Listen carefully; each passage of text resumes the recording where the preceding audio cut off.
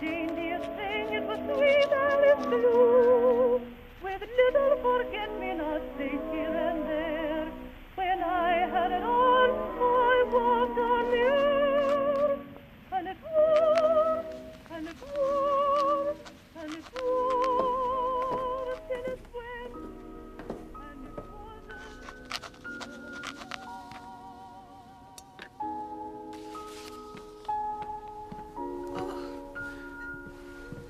Lucy.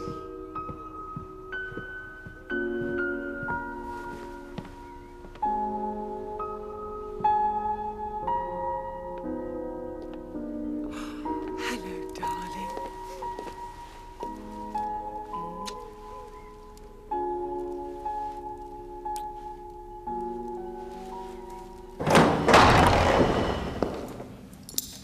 The Lord is my shepherd, I shall not want. He maketh me to lie down. In green pastures he leadeth me beside the still waters. He restoreth my soul.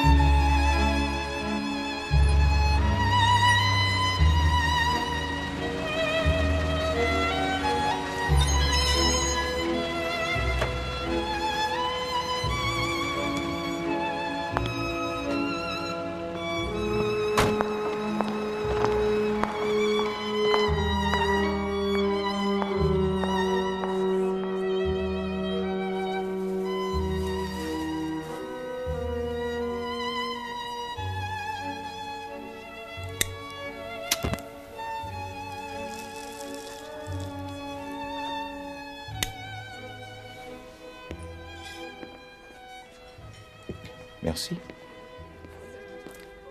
Santé. Santé. Alors, Mademoiselle le Marchand? And for starters, Monsieur Poirot, that is not my name. Pardon, but I understood it was Mademoiselle le Marchand that I was to meet. That is the name I was given as a child. My real name is Crail, Lucy Crail.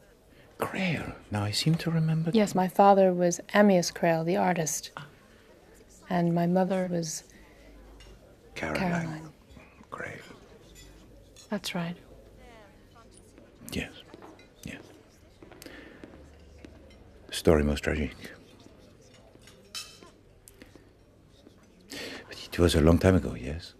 14 years. 14 years?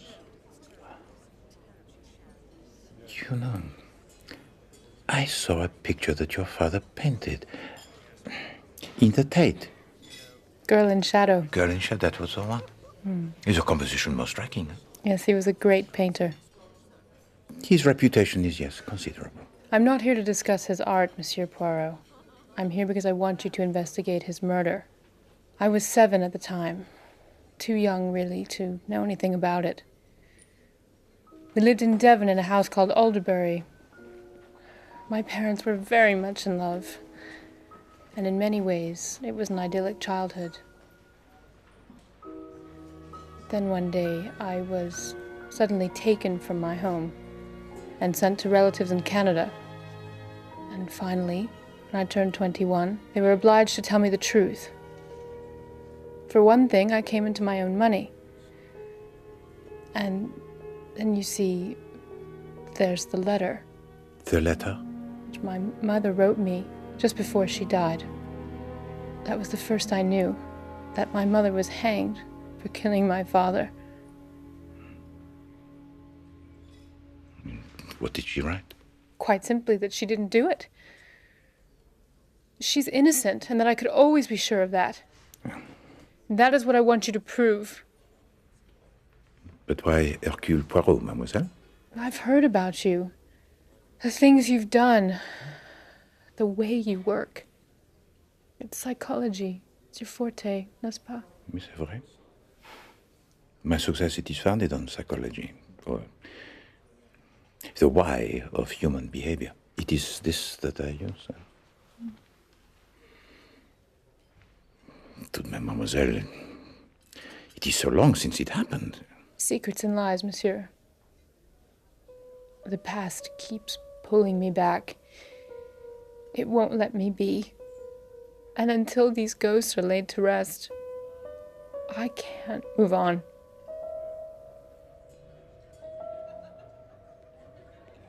Oh. I am honored by your faith in me.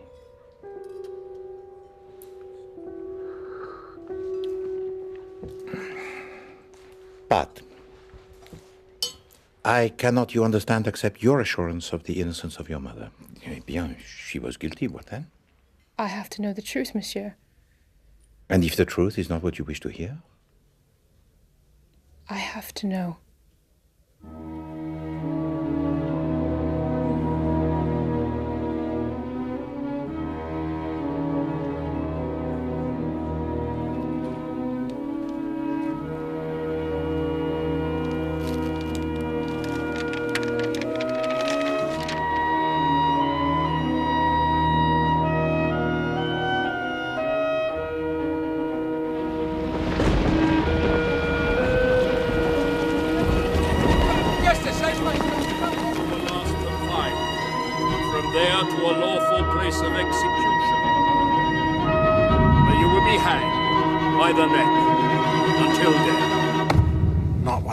Successes, I have to say. The defense was suicide, yes? Didn't go down too well, I'm afraid. Amyas Crail simply wasn't that kind of chap. Wine, women, beer, the lusts of the flesh, you know, the idea of his killing himself out of conscience, well, frankly, I don't think he had one. So in your opinion, Sir Montague Caroline Crail, she was guilty? I rather thought we were taking that for granted. Did she ever admit as much? Monsieur Poirot, she didn't need to. I knew we'd lost as soon as she stepped into the witness box. She certainly had motive. Amyas Crail was always getting mixed up with some woman or other, but this was rather different. The girl, Elsa Greer, just turned 18. Quite a looker, I must say. She knew what she wanted, and that was Amyas Crail. She got him to paint her. He ended up falling for her. Caroline Crail was overheard to say that if he didn't give her up, she would kill him. What was the evidence against her?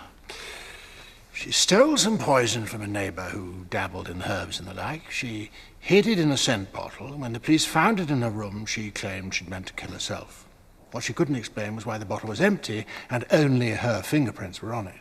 Oh, we contended, of course, that Amyas Crail had used it to kill himself, but if he had, his fingerprints would have been on it as well. And how did she give it to him, this poison? Used a pipette to spike his beer. Pardon, monsieur, spike? Tampered. Took him a bottle while he was painting. The police found the pipette, crushed near the scene of the crime. Oh, the prosecution had a field day.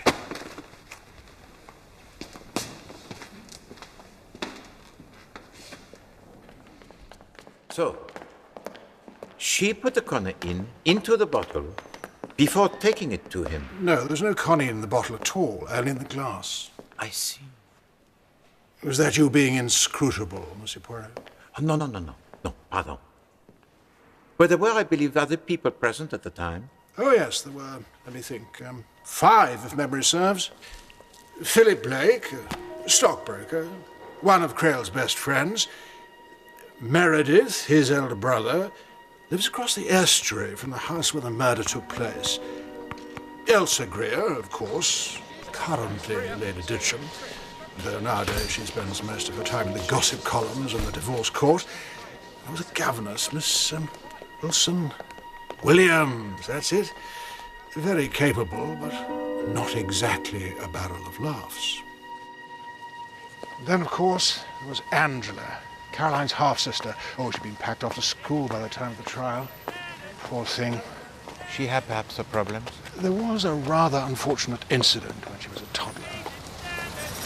Caroline Creel, as a young girl, threw a bit of a tantrum. I did argue that she was not of sound mind, but fascinating creature. I'll never forget her, you know. She had a quality one couldn't help but admire. Somehow she was above it all. What people will do in the name of love. It makes fools of us all, n'est-ce pas?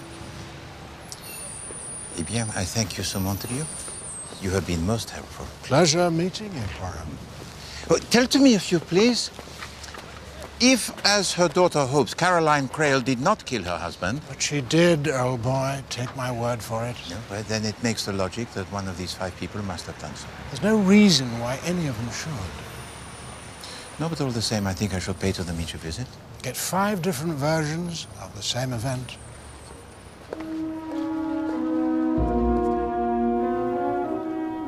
Thank you, Hollinghouse. Pleasure, Mr. Blake. Probably good egg, old Hollinghouse, even though he does bat for the other side. Tally-ho. Tally-ho. Well, who'd have thought it? Raising a glass with the famous Hercule Poirot. Poirot, monsieur. Hercule Poirot. Poirot. Poirot. Could never get my tongue round French. Let's keep the old entente cordial, eh? But I am Belgian, monsieur, not French. So, what can I do for you? It is a Creel case, monsieur. It is that which I wish to discuss with you. What the hell for? Because I have accepted a commission, monsieur, to review the case. From whom? Lucy Creel? Lucy Creel. Oui, monsieur. Nothing to discuss. 5 minutes of your time, Monsieur Blake, that is all I ask. What the hell is she poking her nose in for now? Because she wishes to know the truth. Everyone knows the truth. But all she wishes is to assess for herself the facts. It's over. Dead. Buried. As are her parents, monsieur.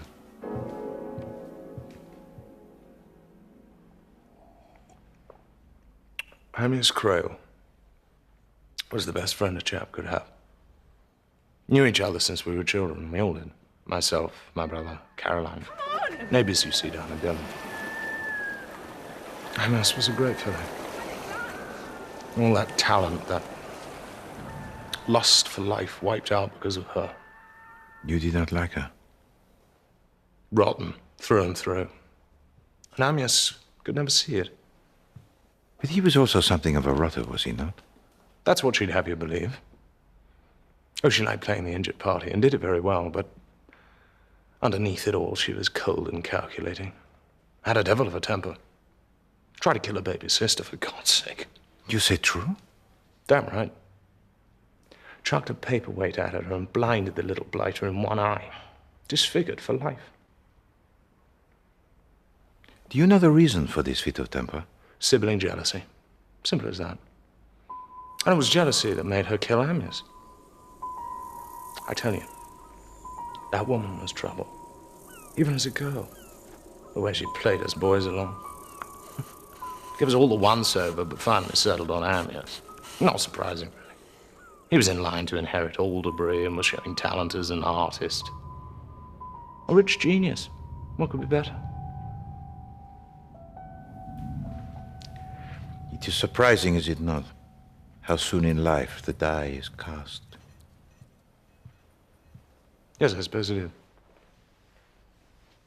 Anyway, after the marriage, I kept my distance for a while at least. I soon succumbed to temptation. Temptation, monsieur? Alderbury. A place I couldn't resist. I had some of the happiest times of my life in that house.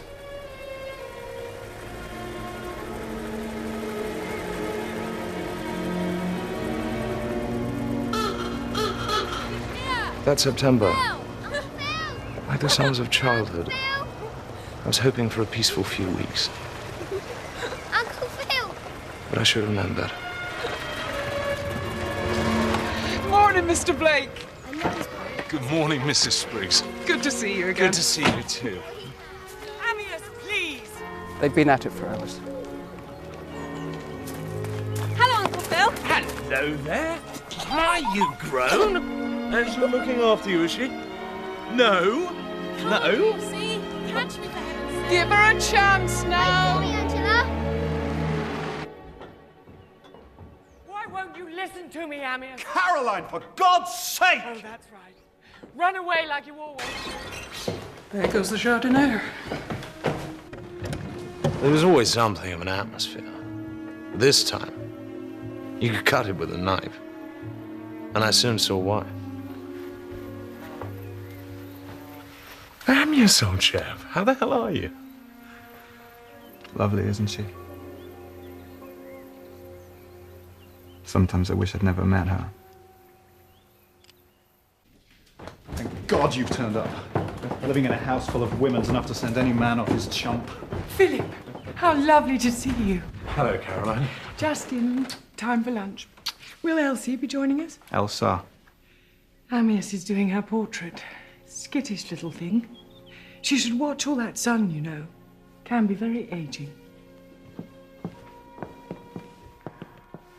Things are a bit rocky at the moment. Is it serious, then? Elsa and you? It'll be a damned good painting. That's not what I asked. You know me, Phil. I can't help myself.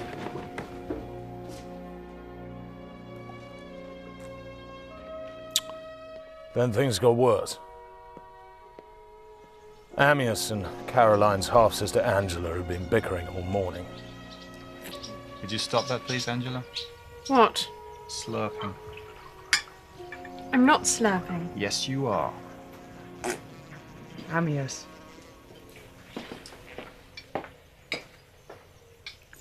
I thought I might try that other kimono, the canary yellow. It could look rather stunning against that water, don't you think? Canary. How lovely. Of course, on some people it might look a little... How shall I put it? Don't worry, Caroline. I'm young enough to carry it off. We're not changing anything. I forgot. Did you hear that? It's like feeding time in the monkey house. Why can't you just leave me alone?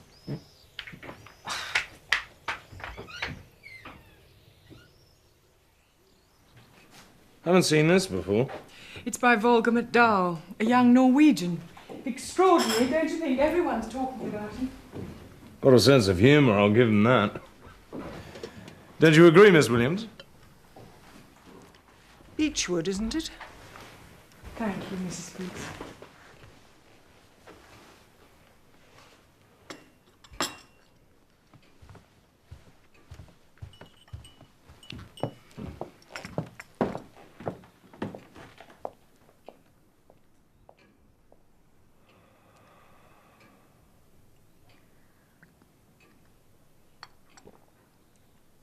This room would be so lovely if it weren't so cluttered.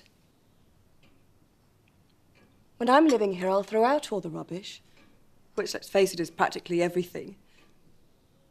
And I've always thought copper-coloured curtains would be simply divine. Don't you think they look rather lovely in the setting sun? Are you thinking of buying, then, Elsa? That won't be necessary. You seem to have lost me, my dear. All this pretense, it's so dishonest. Amyas and I love each other and we're going to be married, so I shall be moving in. As I suspected, my dear. You're completely insane. The bloody beast's giving me the most frightful indigestion.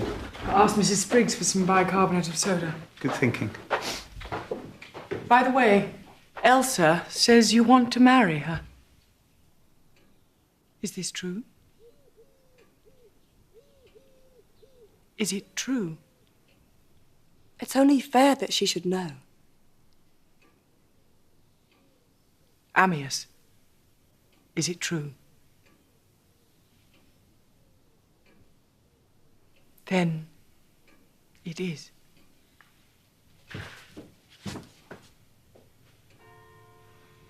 If you'll excuse me, I'll just... You know, looking back, I wouldn't be surprised if she'd made up her mind to kill him then.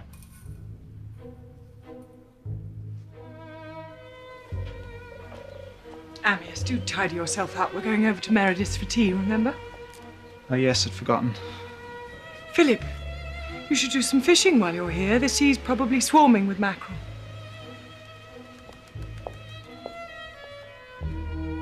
So we all trooped off to Mary's. Not very merry that afternoon.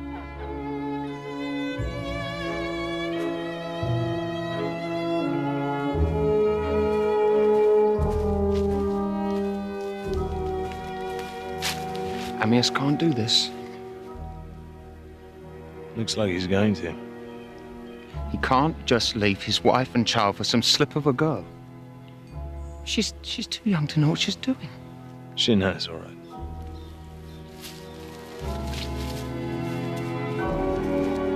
Poor old Mary. All that sensitivity. No use at all. Hard to believe we come from the same stable. After tea, he took us to his lab. Conine. I've never heard of this. It's distilled from the flowers of the spotted hemlock. It's highly poisonous, but it can be efficacious in the treatment of whooping cough. Then he had the cheek to read us some classical tripe about the death of Socrates or Plato or some such nonsense. The man who administered the poison pinched his foot and asked if he felt it. Socrates said no. Then he did the same to his legs, and gradually, moving upwards in this way, he let us see that he was getting cold and numb. He said that when it reached the heart, Socrates would be gone. Back at HQ that evening, Amyas and Angela had a god almighty row about something or other. But that was nothing out of the ordinary. I even think she might have thrown something at him. Can you remember what? Good Lord, no. It was 14 years ago. Oh, yes, of course. You are being most helpful, Monsieur Blake. The next morning, when I came downstairs, I heard Amyas and Caroline at it in the library. I don't know where they got the energy from. I swear to God. You and your women. Someday I'll kill you, Amyas. I swear to God I will. Good morning. Lovely day. I want to get on. I'll go change. Don't be long. Bloody women.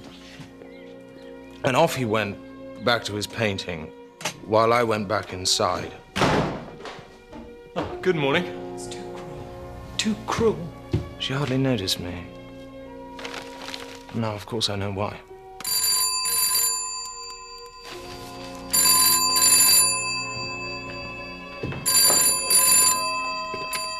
Hello? What the hell's the matter?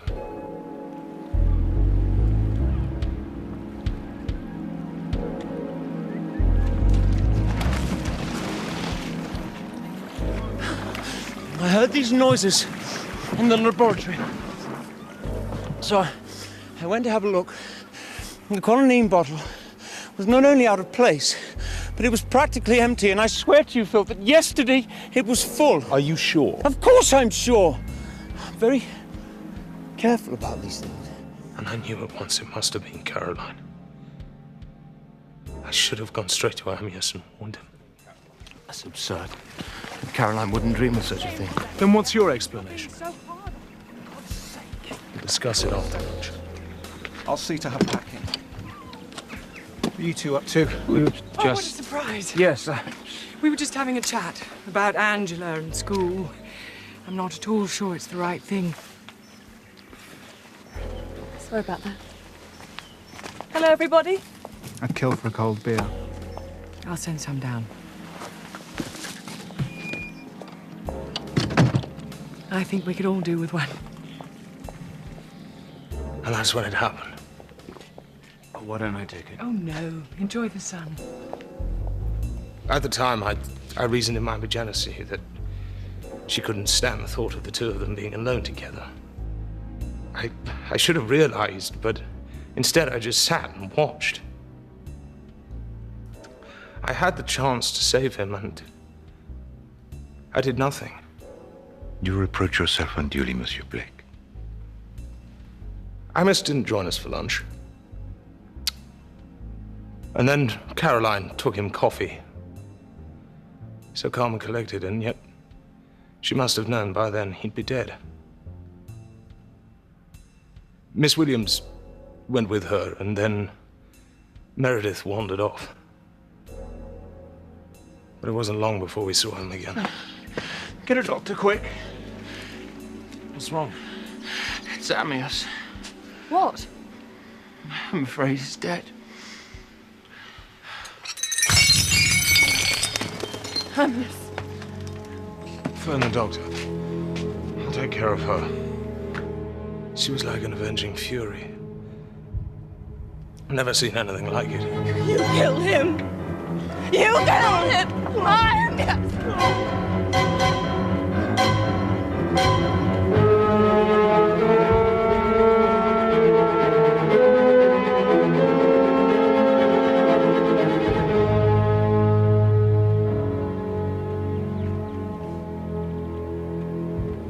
You've killed my dearest friend. No. He did it himself. Tell that to the police.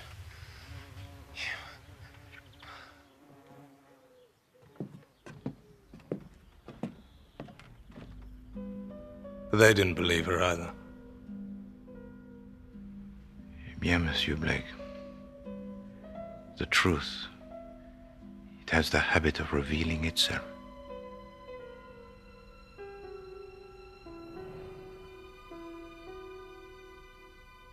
Monsieur Poirot,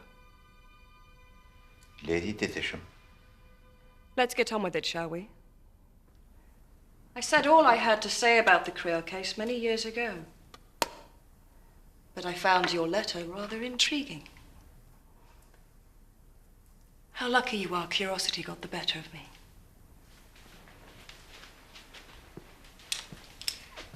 Indeed I am, my lady. It must be very painful for you to recall. Painful? No. My father was a mill hand, worked his way up and made a mint. You can't do that with thin skin, and I, Monsieur Poirot, am my father's daughter. I am not as sensitive as you might think. Then that makes my task a little easier. One so often jumps to the wrong conclusion. At the trial, for example, people thought what a terrible ordeal it must have been for me. The brutish questions, the ghastly journalists, the mindless screaming crowds. Well, the English are a people very moral, n'est-ce pas? That's one way of looking at it. Alors, if you did not find the trial an ordeal, how did you find it? I enjoyed it. You see, I got exactly what I wanted. And what was that? Caroline Creel at the end of a rope. Coffee?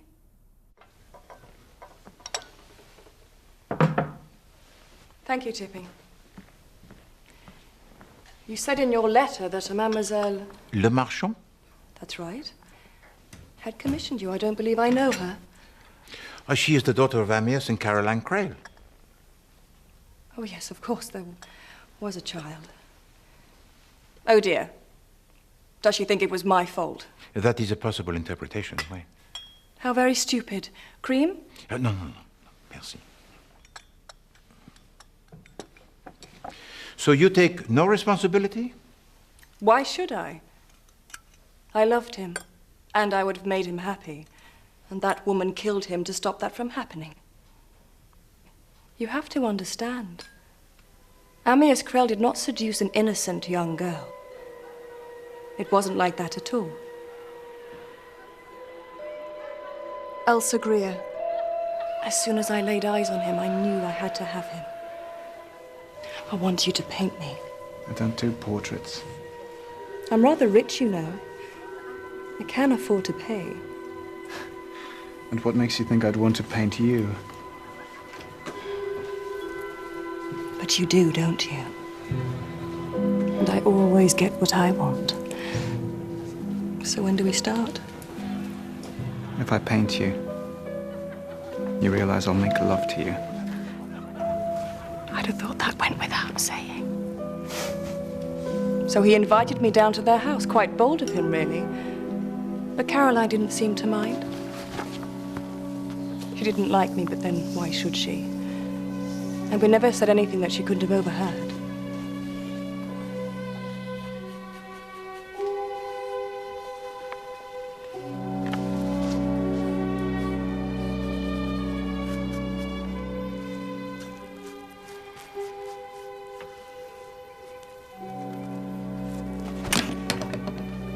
But we were more than aware of what was going on.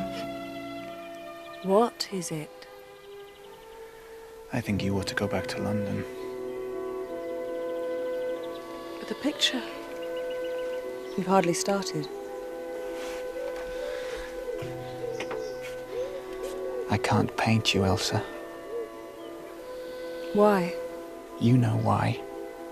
So I left. I didn't write or telephone. And then after 10 days...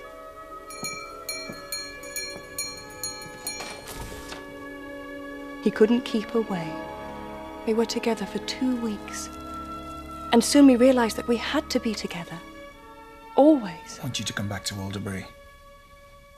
I've decided to finish the painting. What about Caroline? What about her? Shouldn't you tell her? What on earth for? She's bound to find out sooner or later. We'll get the picture finished first. But you will tell her, won't you? Yes. Promise. Promise. Do you think she'll make a terrible fuss? She always makes a fuss. She loves me. Then she should put your happiness first. He painted in a kind of frenzy. I'd never seen him like that before.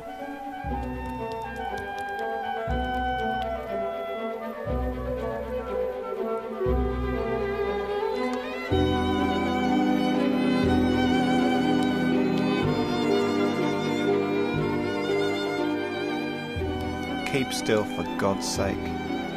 I was convinced we should tell her, but Amyas wouldn't hear of it. And then one day I lost my patience. Amyas and I love each other. And we are going to be married. So I shall be moving in. Amyas was furious. But he had to admit what I said was true. And I still think I was right. Honesty is, after all, the best policy. Don't you agree, Monsieur Poirot? Desirable, certainly, but not always advisable. We believe in plain speaking where I come from. I'm very pleased to hear it, madame. But Caroline had a devious way about her. When we went to Meredith's for tea that afternoon, she behaved as if nothing had happened. I even began to think she was taking it rather well. How wrong I was. If you please to tell me, Lady Detisham, in plain speaking, if when you were all assembled in the laboratory of Monsieur Blake, you observed Caroline Crail take the cognac. No, I did not. I seemed to remember chatting to Meredith in the doorway, so I wouldn't have been able to see a thing. Caroline. Sorry, Mary. It's such a fascinating collection. But of course she did take it. And we all know why. Perhaps not everyone is as sure as you. I actually heard her threaten him. You're willing. Someday I'll kill you, Arius. Don't be an idiot. I swear to God I will. You can threaten me all you like, but get this. I am going to marry Elsa and nothing's going to stop me. I'll kill you rather than let you go. Morning. I warned you. For God's sake!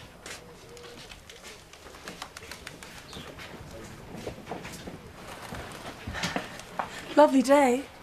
I want to get on. I'll go change. Don't be long. Which I did. Then I went to join him and I poured him a beer.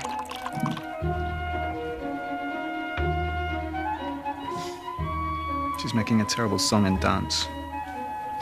Told you she would. To my Mona Lisa. My darling Amias. God, it's warm. I can get you a cold one. On that seat.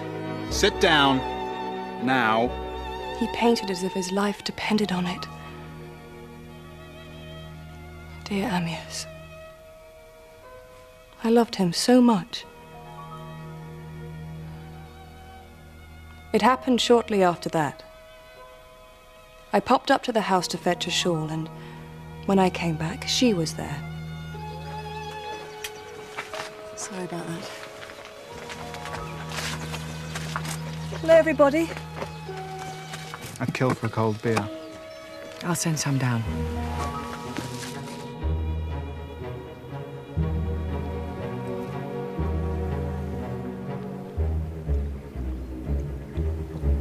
She must have known then what she meant to do. She brought it back about 10 minutes later. Oh, tastes foul. Everything tastes foul today. Too much bile, my dear. It'll choke you one of these days.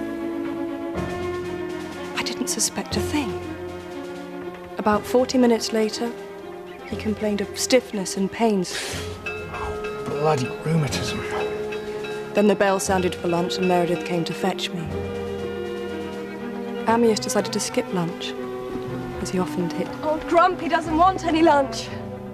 So we left him to die alone. Amias. Amias! And I just knew it was Caroline. How could she do that? How could she? It is a story most tragic, n'est-ce pas? Hanging was too good for her.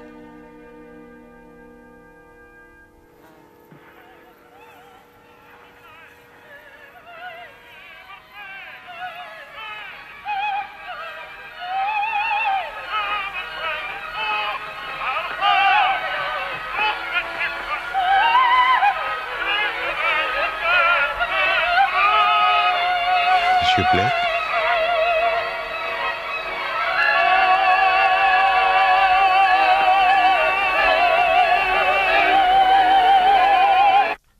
Little Lucy. A grown woman. One can hardly believe it. Time passes swiftly, does it not? Poor child. Such a terrible shock. How much better to let it all be. The whole point, you see, is that Amias Creole was an artist, and his art was his passion.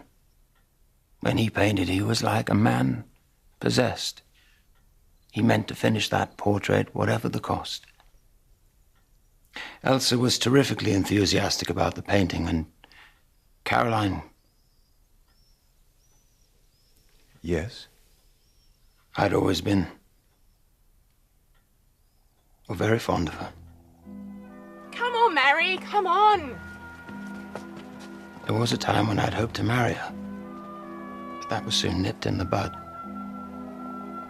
Still, I remained, if I may say so, devoted to her service. Dear God, when I think of what they did to her, strung up like an animal, such a gentle creature.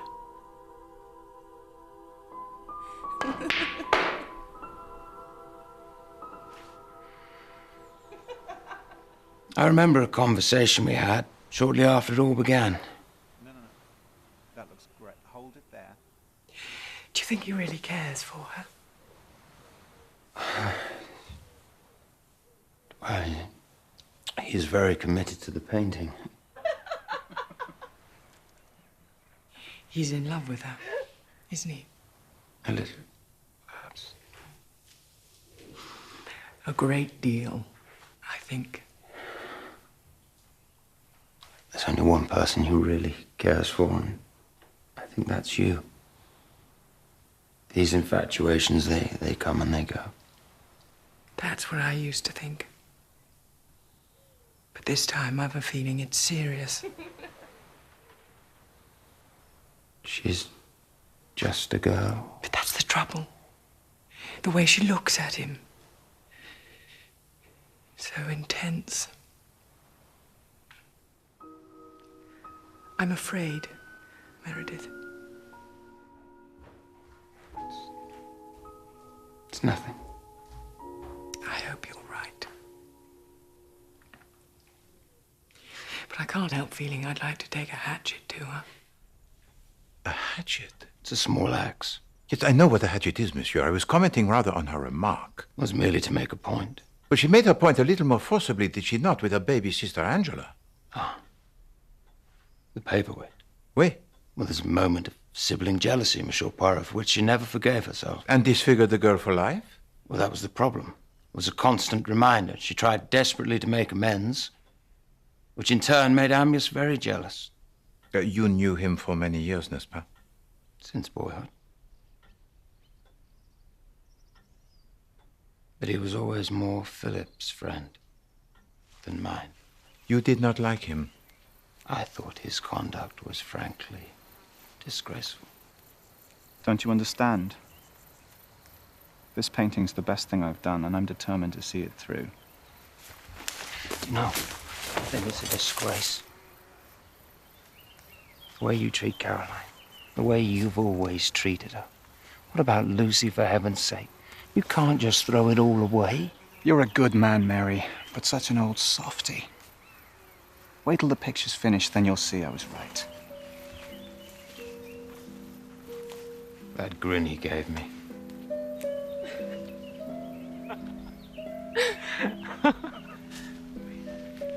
I'll never forget Caroline that afternoon. Thank you. She made such an effort, and yet behind it all. Is anything the matter, my dear? Everything. It's gone.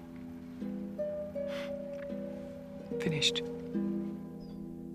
When she said at the trial that she took the poison to kill herself, I swear she was speaking the truth.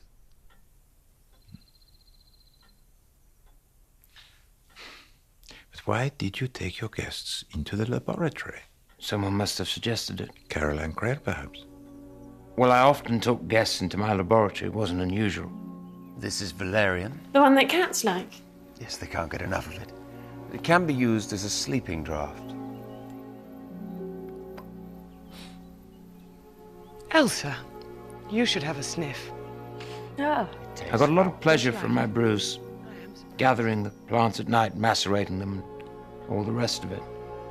It's astonishing how a simple decoction can work wonders. Conine. I've never heard of this. It's distilled from the flowers of the spotted hemlock. Isn't that what Socrates took? That's right. You know, there's the most moving description of his death in Plato's Phaedo. Well, I could read it to you if you'd like. Sorry. Must be the heat. The man who administered the poison pinched his foot. And he asked if he felt it, and Socrates said no. Then he did the same to his legs, and gradually moving upwards in this way, he let us see that he was getting cold and numb. He said that when it reached the heart, Socrates would be gone. And that is how Ammius met his fate. The very next day. When did Madame Clare take the cognac from the bottle? Well, just before she came into the study, I think Philip and Angela left first, followed by Ammius. I was in the doorway waiting to lock up, having a word with Elsa, and I suppose that's when she took it. Caroline. Oh, sorry, Mary. Such a fascinating connection.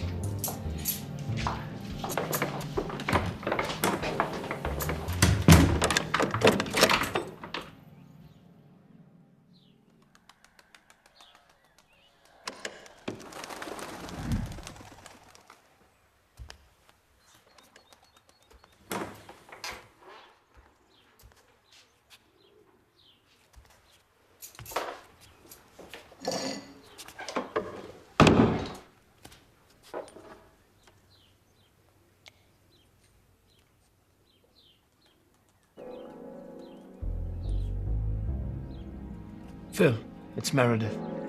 Something terrible's happened. He immediately suspected Caroline. Quite unfairly, in my opinion. Who else would have done it? It must have been Caroline. Then as we approached the water garden, we overheard Amyas and Caroline having a rather heated discussion. I think about Angela being packed off to school, but I was in such a state I didn't pay much attention.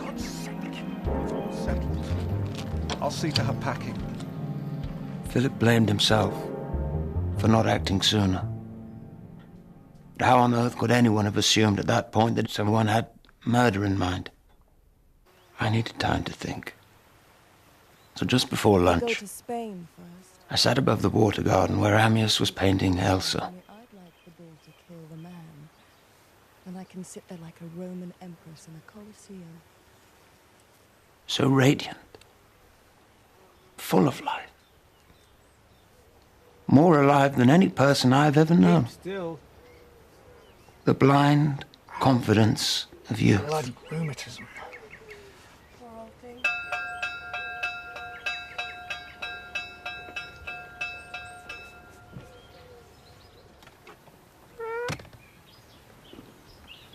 Old Grumpy doesn't want any lunch. The problem was he often looked like that when he was working. So I didn't think anything of it. Elsa. I could eat a horse. You know, I do so wish that... What? Well, that you and Amyas would stop it. Just stop it. He has a wife and child. His place is with them. Oh, Meredith. After lunch, we had coffee on the terrace. Caroline took a cup down to Amyas, and Miss Williams accompanied her. I followed shortly afterwards, I think, to walk off my lunch. Mr. Blake! Mr. Blake! What's wrong? A terrible thing! What on earth is it? Mr. Crail. He's dead. Would you be so kind as to call a doctor?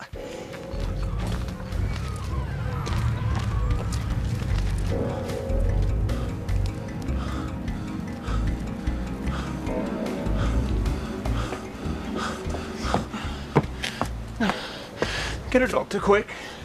What's wrong? It's Amyas. What? I'm afraid he's dead. Amyas? Poor child. She just couldn't believe that life could play so cruel a trick. Caroline stood there, quite calmly, and said he must have done it to himself. So you are perfectly convinced, monsieur, that she was guilty? She was provoked in the extreme. But you do not believe it was suicide? Caroline did it. I'm sure of it. And anyway, well, if she didn't,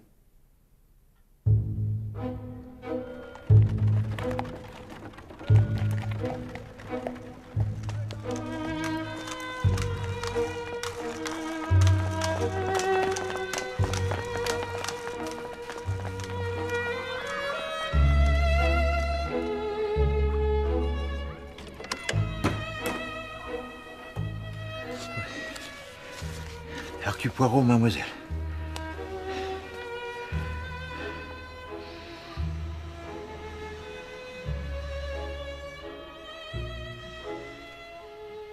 Lucy Crail. Well, she must have been very young when last you saw her. 7.5. Charming. Little too quiet. Lived in a world of her own. If you please to tell me, mademoiselle, her parents, they were most devoted, yes? One does occasionally find, Monsieur Poirot, a husband and wife so wrapped up in each other that the child hardly seems to impinge. So more like lovers than husband and wife? If that's how you wish to put it. Did you like Madame Crail? Yes, I was very fond of her. And your pupil? Angela was a most interesting, if difficult, girl. I cherish the belief that I've played a modest part in her success. Have you read her book on the tombs and the Fayum? Sadly, no. Oh, it's compelling stuff. Read it. Yes, I shall. You must have been upset when she was sent away to school. No, not at all. Her home life was hardly what one would term ideal. Caroline indulged her. Amyas got jealous. He and Angela would fight. She'd end up playing some spiteful trick. Although, of course, far greater ructions prevailed. You mean Elsa Greer? Exactly. What was your opinion of her? She was thoroughly unprincipled. And also very much in love. His death must have been for her a shock most terrible. And it was entirely her fault. Mademoiselle Greer? The way she carried on. She even had the insolence to suggest they were going to marry. It's only fair that she should know. Amyas, is it true? Then it is. The look she gave him, magnificent. And then she walked out, head held high, her grace and dignity unsullied. Was she aware of how much you admired her? I hope that I adequately expressed my support for her. Mrs. Crail. Not now, Miss Williams. I just wanted to... Another time, please. Yes, of course, I'm sorry. I think you're wonderful. Oh, but you don't know.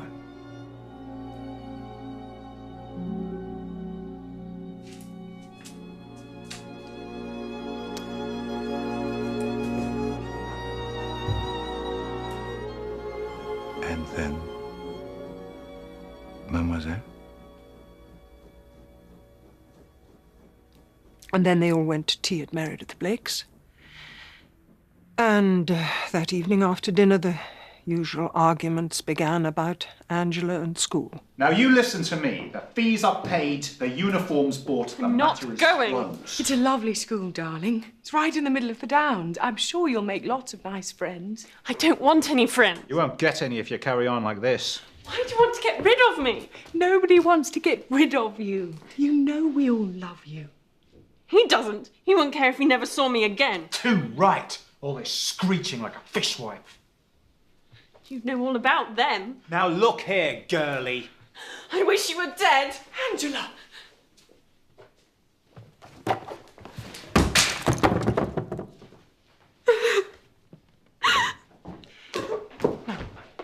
I followed Angela to her room and reprimanded her sharply.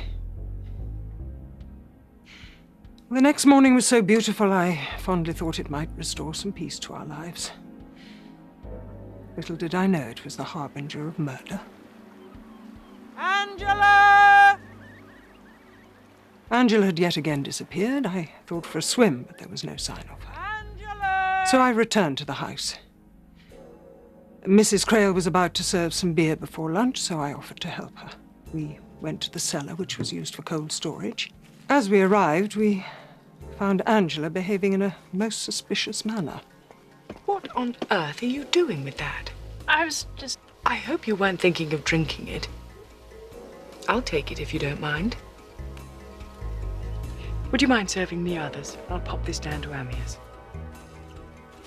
And all this time, Mademoiselle Greer was sitting for Monsieur Crail? Yes. Oh, he got what he deserved. Well, he acted very badly, oui, c'est vrai, but he was, well, a great artist, n'est-ce pas? Great. Couldn't even draw. His perspective was terrible, his anatomy was all over the place. I know what I'm talking about. I studied art as a girl in Florence. Tell me, mademoiselle, you were with Madame Crail when she discovered the body, yes? No, not exactly. We went down from the house together after lunch. She was taking Mr. Crail some coffee, and I was going to the beach to look for Angela's jersey. Amyas? Amyas!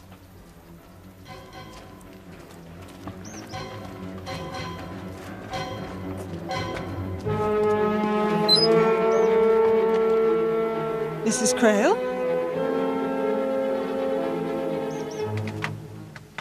It's Amyas.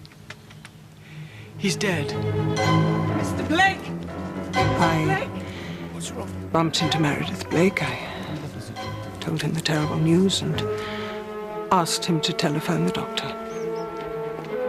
I was most concerned about Mrs. Crail. I didn't want her to be left alone. Did you get an impression of what Madame Crail was thinking at that time? It was impossible to tell. She was stunned. What view did she adopt officially as to his death? Suicide. What even in private to you? She had no doubt whatsoever.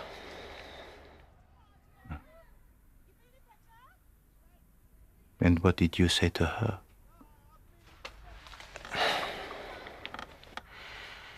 Is that chair uncomfortable, mademoiselle? It's perfectly comfortable, thank you.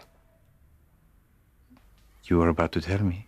I think I said, certainly, Mrs. Crail, it must have been suicide. Did you believe that? No, I did not. But understand this, I was entirely on her side. So you would have liked to have seen her acquitted? Well, of course I would. A woman of honour, of dignity, hanged like a carcass in a butcher's shop. Poor Lucy. Having to be confronted by all of this. Still, it is always better to face the truth. But there is more to it than that. She wants to prove her mother to be innocent. Then her wish will not be granted. Before she was hanged, Caroline Crail wrote to her daughter a letter in which she solemnly swears her innocence. It would perhaps have been better to tell her daughter not to judge. You seem very sure of her guilt. It's hard to believe otherwise. And yet you profess to have loved her. I did love her. I did. If that is all. Oh, yes, of course. Thank you very much for your time, mademoiselle. You have been most helpful.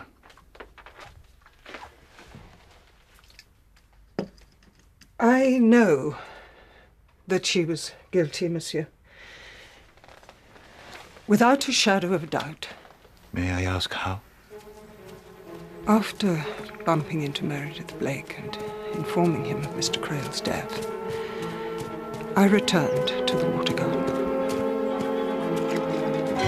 Mrs. Crail was not in command of herself, as I implied. It was the fear on her face that told me the truth. That's when I knew she had poisoned her husband.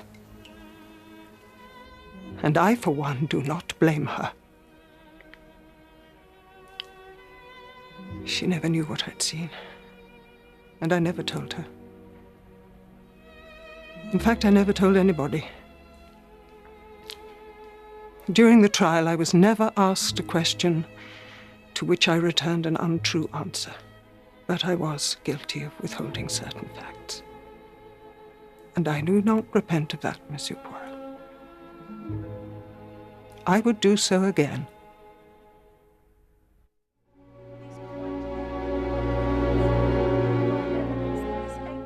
Highly sophisticated civilization of the second millennium was in fact just as corrupt and venal as society is today.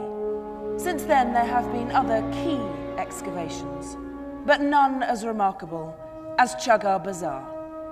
Thank you. Thank you so much for coming. Thank you. Bye-bye. Thank you.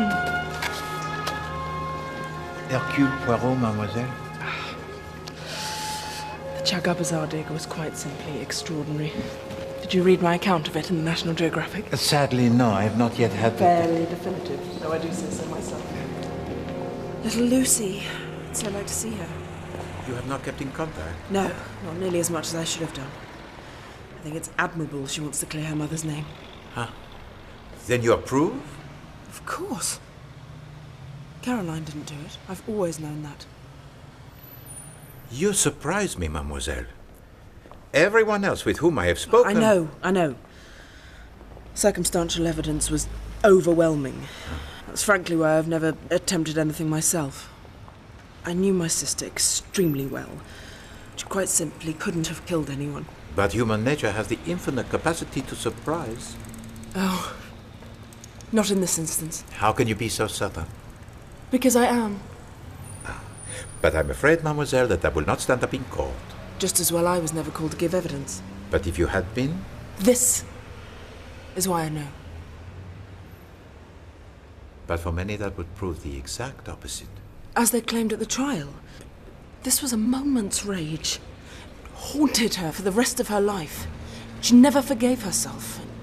As a result, she was constantly on her guard. I'm not saying she was meek or timid, quite the opposite. But murder? Never. Never.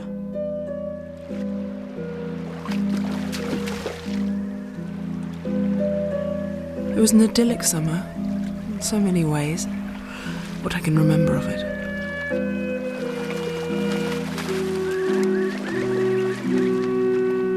Oh, come on, Lucy, do shoot me. That's the whole point.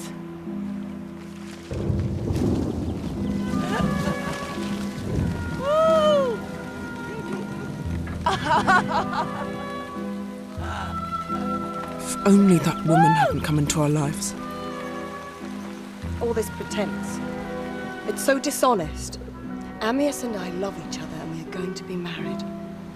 So I shall be moving in. Then when Amyas came out... Why did Elsa say she's going to marry you? How the devil did you hear that? The window's open. It's damned rude eavesdropping. But why did she say it? It was a joke. It sounded very funny to me. Enough, all right? Come.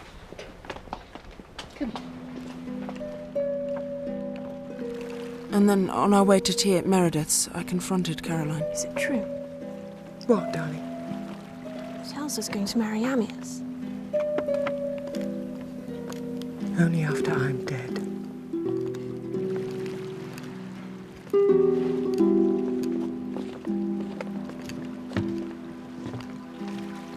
The rest of the day's a blur. I can remember Meredith reading something rather beautiful about Socrates. He said that when it reached the heart, Socrates would be gone. And then Amyas and I having a real humdinger after dinner. Now look here, girlie. I even think I threw something at him. And then the next day, the day it happened, again it's all very vague, up until the point Meredith came panting down the path. I kept saying to myself, Amyas is dead. But it didn't seem real.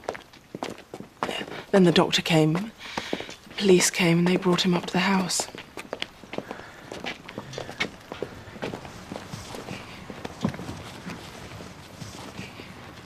I want you to go to Grandma's with Lucy. No, I don't want to go. I want to stay with you. I know, my darling. But it's best that you do. It'll be easier that way, believe me. No, please. I don't want to leave you. For me, my darling. Do it for me. And you must try not to think about it. There's nothing to worry about. I promise.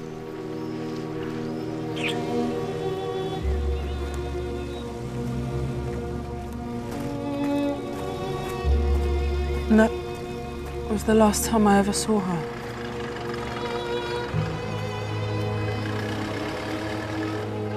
The end of summer. It was the end of childhood. A few days later, she was arrested. I was sent to school in Germany. Lucy was sent to relatives in Canada. Just before she was hanged, she wrote me a letter. I've never shown it to anyone. I think you should read it.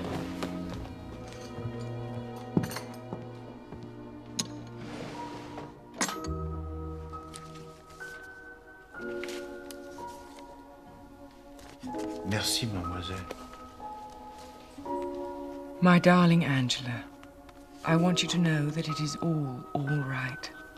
I have never lied to you, and I don't now when I say that I am happy, that I feel a peace that I've never known before. It's remarkable. She was a remarkable person, and innocent. But the letter, it does not say so explicitly. Because she didn't need to say it. Then, how do you think Amyas Krell died? Suicide. But is that not out of character? As you said before, human nature has an infinite capacity to surprise. Then you can see no other explanation. You mean someone else might have killed him? Oui. I think it unlikely. But if for 1 second we consider the possibility, what then? I would say Philip Blake might be your man. Now that interests me very much, mademoiselle. May I ask why? I cannot see what possible motive he could have. He was the best friend of Amias Creole, n'est-ce pas? Were the two men rivals perhaps over Elsa? Not Elsa. One night that summer, I got up to go to the bathroom, and as I opened the door, I saw Caroline coming out of Philip's bedroom. She had a look on her face at the time I didn't really understand. But looking back... I got the impression from Monsieur Blake that always he disliked your sister. I have, I confess, precious little experience of affairs of the heart. But what other explanation could there possibly be?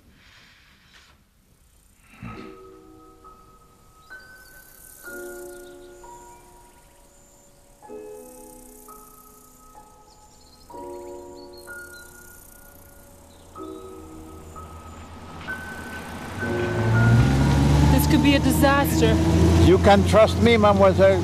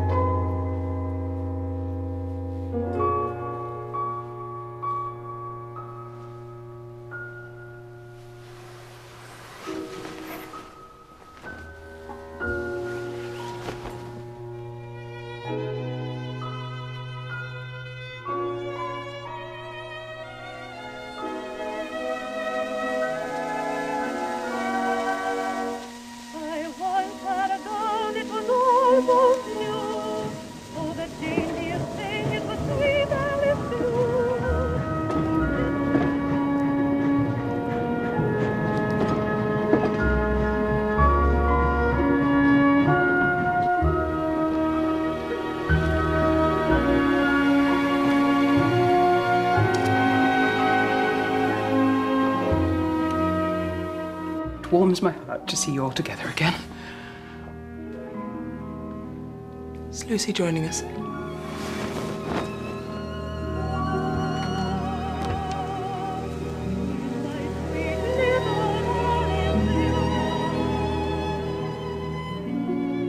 This is very good of you, Mrs. Spriggs. A pleasure, sir. It is really. I'm very proud of you, my dear. Oh. I wish someone would tell us the point of all this.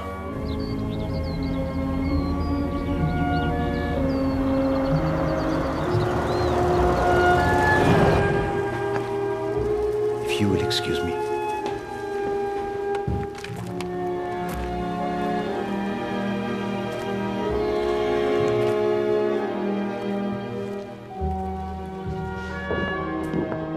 Lady Dittersham, I am delighted that you could make it.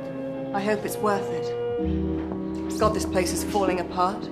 I thought that before we join the others, I'd kill for Martini. we might have a little word. You don't let up, do you? To come straight to the point. I'm pleased to hear it. After the trial, did Meredith Blake show any interest in you at all? Animals. Stupid, unthinking animals. Oh, what a terrible ordeal for you, my dear. What a brave girl you are. Elsa, I've had special feelings for you ever since we met, you know. And now you're all alone in the world. Oh, do shut up. Were you not surprised? Just faintly nauseated. Can I have my martini now? But of course.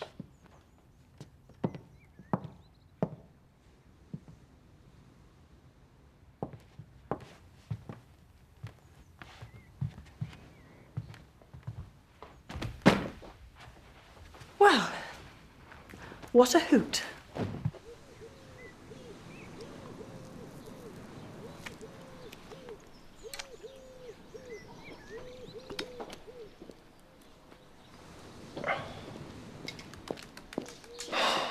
can't one have a moment's peace? You were not entirely honest with me, I think, when we had our chat in London. Is that so? Yes, indeed, Monsieur Blake.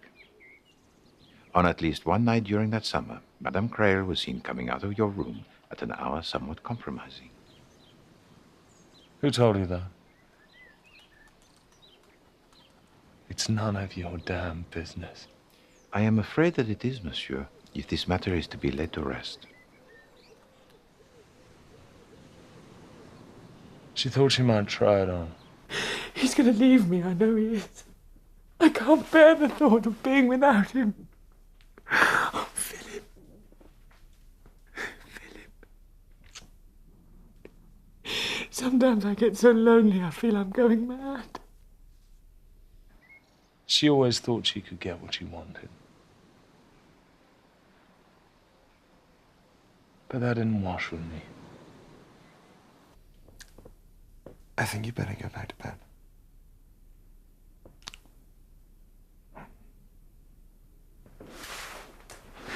So you see, when I said I didn't like her, I wasn't telling fibs. No.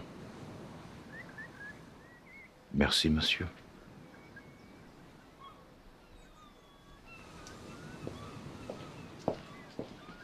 Actually, it's not quite true. Monsieur Blake, are you all right? It's all such a mess. Always has been. Since we were children, and she was always ready with some snide remark.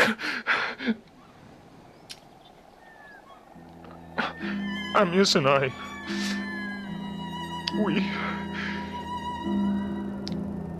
we were true friends. She couldn't stand it. He meant everything to me. Everything.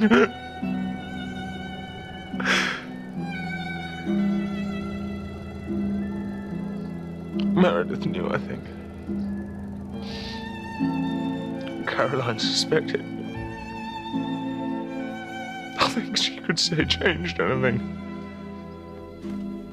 It's Amyas, isn't it?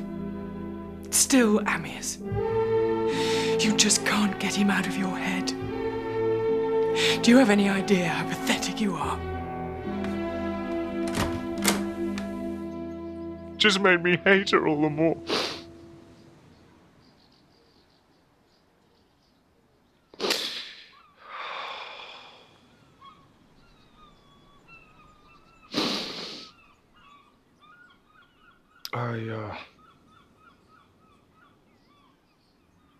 I trust you'll keep this to yourself.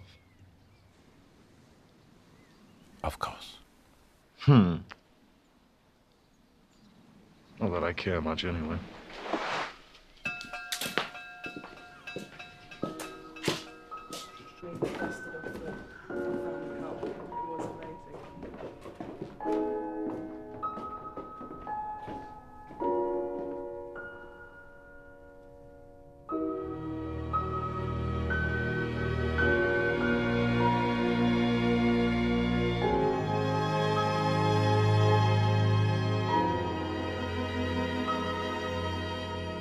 How kind of you to come.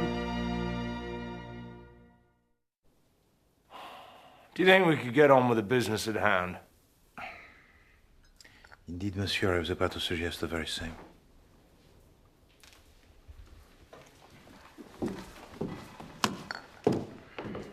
Et alors, where to begin, huh? Well, as you know, it was my purpose to discover the truth about the murder of Amyas Crail. We all know the truth. Yes, indeed, Monsieur Blake. But sometimes what we accept as the truth may not be the full story, n'est-ce pas? And sometimes it may not be true at all. D'accord. This is what I learned.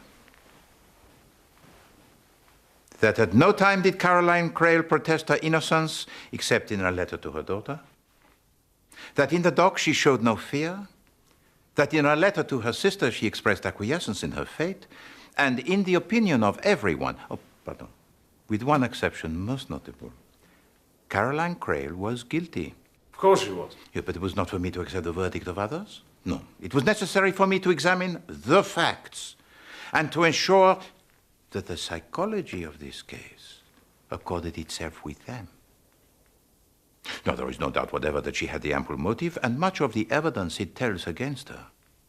The scent bottle discovered in her room, the poison that she admitted to stealing, the row with her husband in which she had threatened to kill him.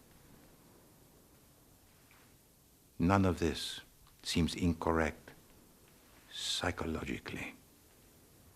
But then we come to something that does not quite ring true. After Meredith Blake discovers the poison is missing, he rows over here to discuss it with his brother. On their way up to the house, they overhear a discussion between Caroline Crail and her husband on the vexed subject of Angela being sent away to school. It's shameful behavior, Amyas. You're being so hard on her. For God's sake. Discuss this after lunch. I'll see to her packing. Now, that does strike me as odd. They have just had a row most horrific in which she has threatened to kill him, and yet a short time later they're having an argument, relatively trivial, in which Monsieur Crail says he will see to Angela's packing. Now, does that not strike you as strange?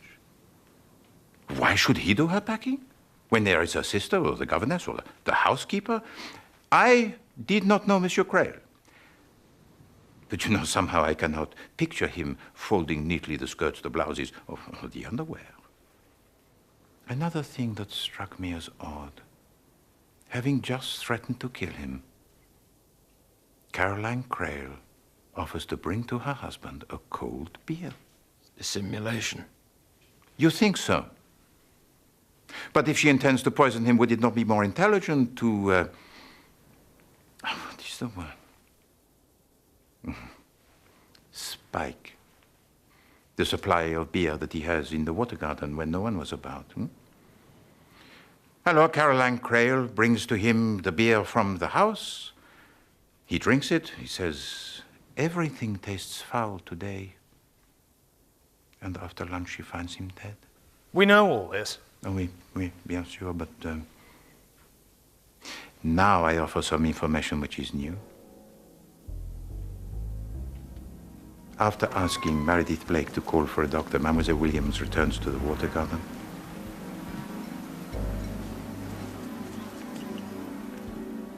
You actually saw her do that? Well, that settles it. Not necessarily. That is what I saw. There's only your word for it. I'm not accustomed to having my word doubted. And I do not doubt it, Mademoiselle Williams. I believe what you saw took place exactly as you say that it did, and because of what you saw, I know that Caroline Crail was not guilty. Well, how the hell did you work that out? Oh, do calm down. I will tell it to you. Mademoiselle Williams saw Caroline Crail wipe off the fingerprints from the beer bottle and impose the prints of her husband onto it. Onto the bottle, Mark. But the conaine was in the glass, not the bottle. The police found no traces of it in the bottle. No conaine had ever been in the bottle.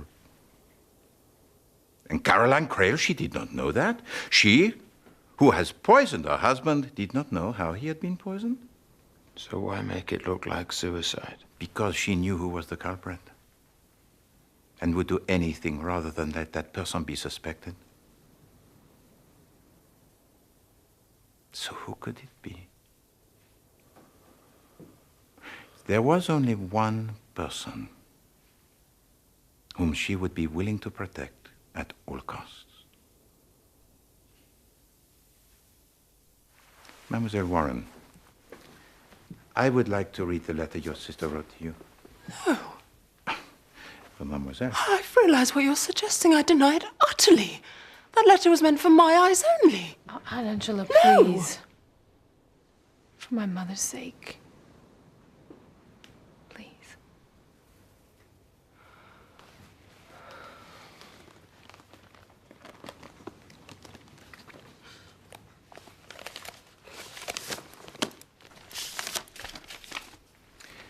Merci, mademoiselle. My darling Angela, I want you to know that it is all right. I have never lied to you, and I don't now when I say that I am happy.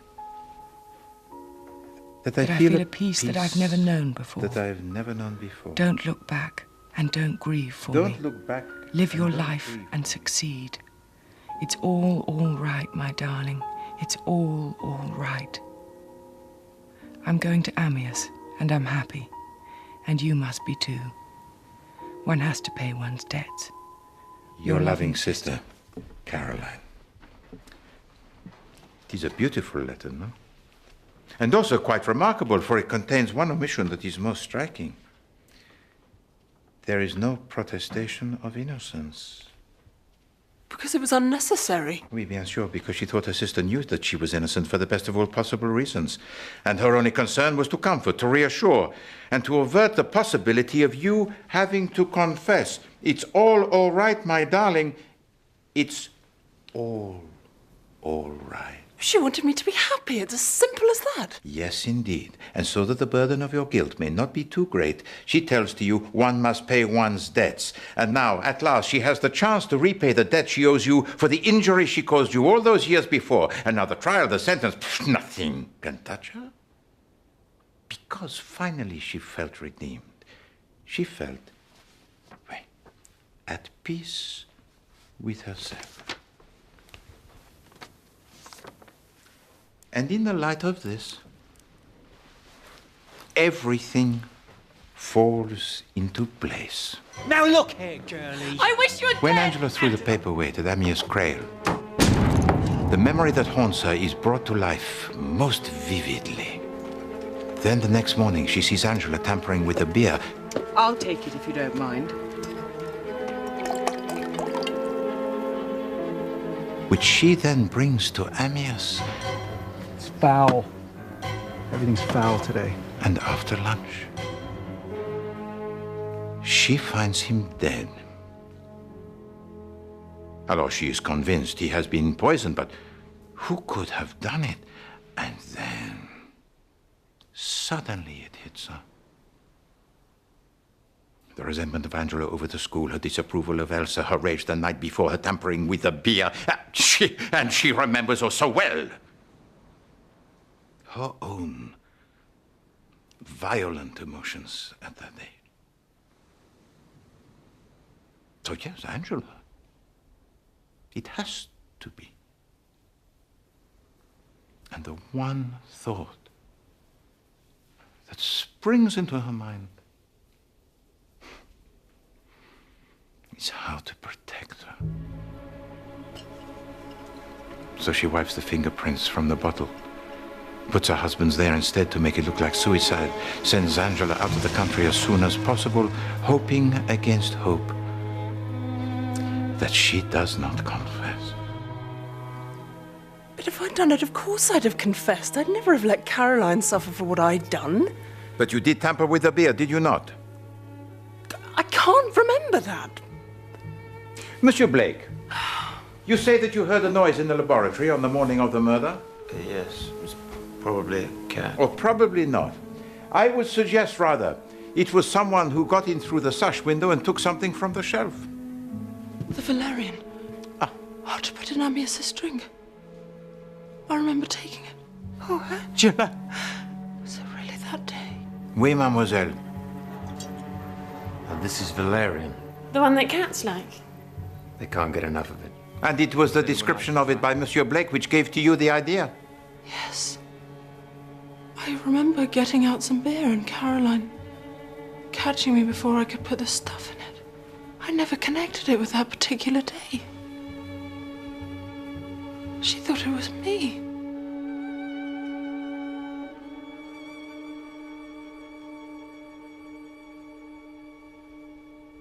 Oh, I didn't kill him.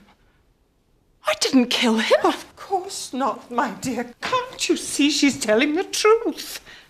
I see it quite clearly. Because I know very well who killed him. Don't you think you're milking it a bit, old man?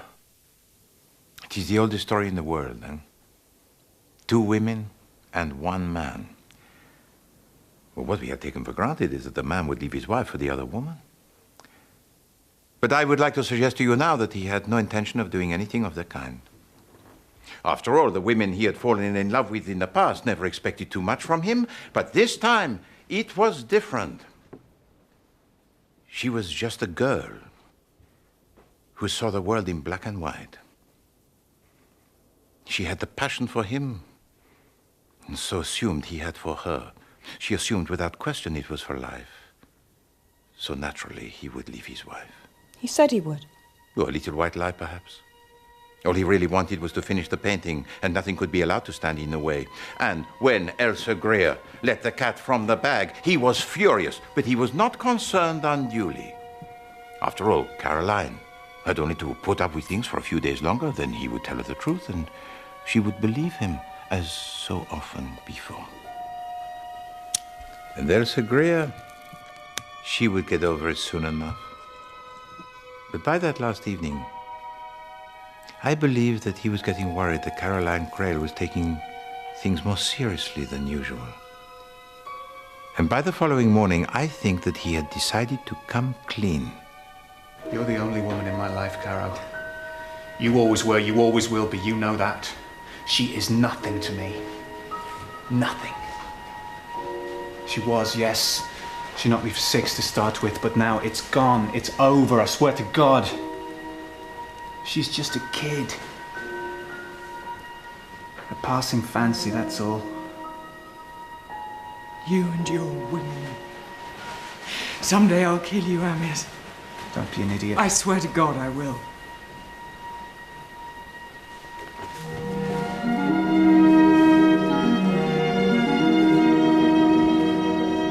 What he did not know was that Elsa Greer had overheard every word.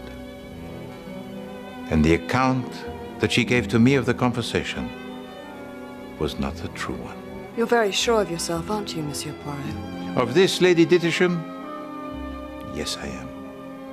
When Amias Crail came down and said he wanted to get on, you said you had to go and change. Not be long. Which you did. Eventually. I wonder, do you realize how angry was Madame Crail with her husband for his treatment of you? How very touching. When Philip Blake encountered her coming out of the library... Good morning. It's too cruel. Too cruel. It was of you she was thinking.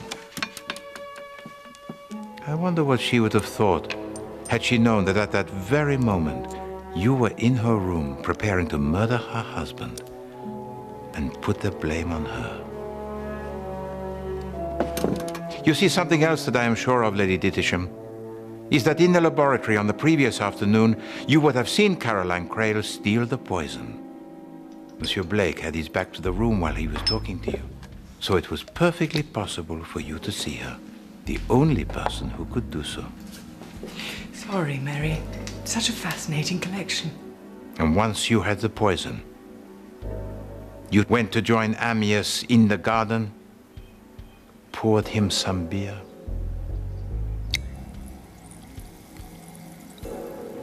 To my Mona Lisa. And he tossed it back in his usual manner. My darling Amias. As he painted, you watched and watched, waiting for the poison to take its effect. A short time later, you went to fetch a shawl, and Caroline Crail again took the opportunity to confront her husband on your behalf. It's shameful behavior, Amias. You're being so hard on her. For God's sake! It's all settled. I'll send her packing. And it was this that the Blake brothers misheard on their way up from the jetty. An error that is understandable, n'est-ce pas? You then returned with a shawl. And then Caroline Crail, she played straight into your hands. For she brought to her husband a bottle of cold beer. Ugh, tastes foul. Everything tastes foul today. Everything tastes foul today. Which suggests that he had tasted something else unpleasant before the beer that Caroline Crail had brought to him. And so, you sat and posed and chatted and waved to Meredith Blake. Oh, you played your part beautifully. Bloody rheumatism. While Amias Crail painted on and on until his limbs failed and his speech thickened and he lay sprawled there on the bench, helpless with his mind still clear. And when Meredith Blake appeared from the shade of the path into the sunlit garden, he could not see clearly. Only his friend, turning slowly around, unable to convey to him the fact that he was in the grip of a paralysis that was fatal. En route to the house, you crushed the pipette underfoot, the traces of which the police later found. And then went to lunch, leaving Amyas Crale to his fate.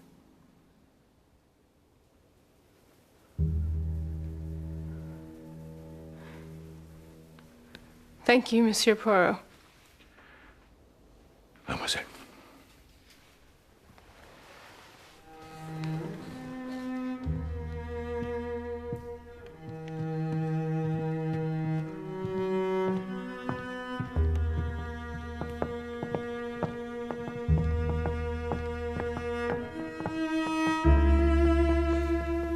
Amyas dead. Caroline hanged. After all these years. After all these years.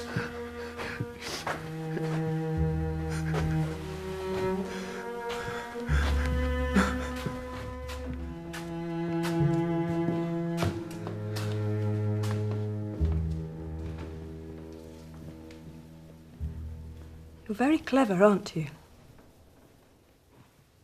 I hope you don't expect me to confess. So what are you going to do? I shall do what I can to induce the appropriate authorities to grant to Caroline Crale the posthumous free pardon. And me? What are you going to do about me?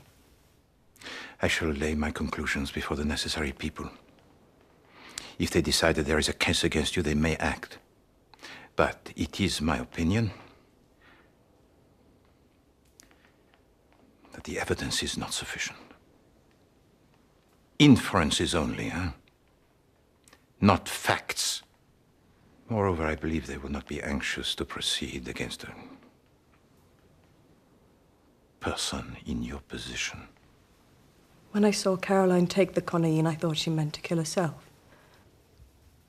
But the next morning, when I overheard them talking about me, I loved him. And he was just stringing me along. And she felt sorry for me. I watched him die, Monsieur Poirot. And I never felt more alive. But what I didn't understand was that I was killing myself. It was as if they hadn't died at all. But I had.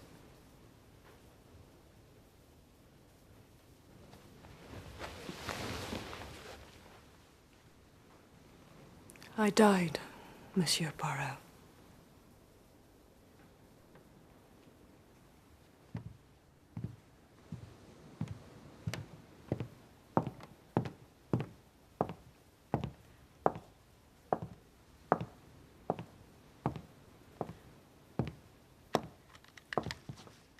Elsa!